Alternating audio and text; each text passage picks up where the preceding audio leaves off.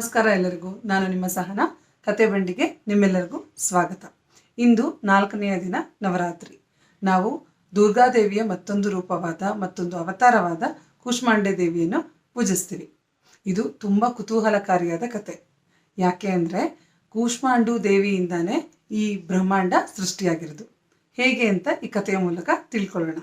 ಆರಂಭದಲ್ಲಿ ಈ ವಿಶ್ವ ಬರೀ ಕತ್ಲಿಂದ ತುಂಬಿರುತ್ತೆ. ಇಲ್ಲಿ ಯಾವುದೇ ರೀತಿಯಾದಂಥ ಜೀವರಾಶಿಗಳು, ಆಕಾಶ, ಭೂಮಿ, ಗಾಳಿ ಏನೊಂದು ಇರೋದಿಲ್ಲ.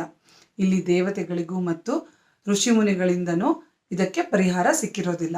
ಆಗ ಒಂದು ಮಹಾಶಕ್ತಿ ಸೃಷ್ಟಿಯಾಗತ್ತೆ. ಅದೇ ಕೂಷ್ಮಾಂಡು ದೇವಿ. ಕೂಷ್ಮಾಂಡು ದೇವಿಯ ಒಂದು ಚಿಕ್ಕ ನಗೆಯಿಂದ ಅಲ್ಲಿ ಬೆಳಕು ಬಂತು ಮತ್ತು ಕತ್ತಲು ದೂರ ಆಯಿತು. ಹೀಗೆ ಬ್ರಹ್ಮಾಂಡ ಸೃಷ್ಟಿಯಾಯಿತು.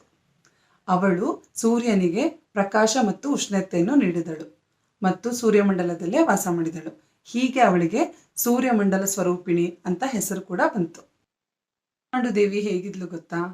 ಅವಳು ಸಿಂಹದ ಮೇಲೆ ಕುಳಿತುಕೋತಿದ್ಲು ಮತ್ತು ಅವಳಿಗೆ ಅಷ್ಟಭುಜಗಳಿತ್ತು.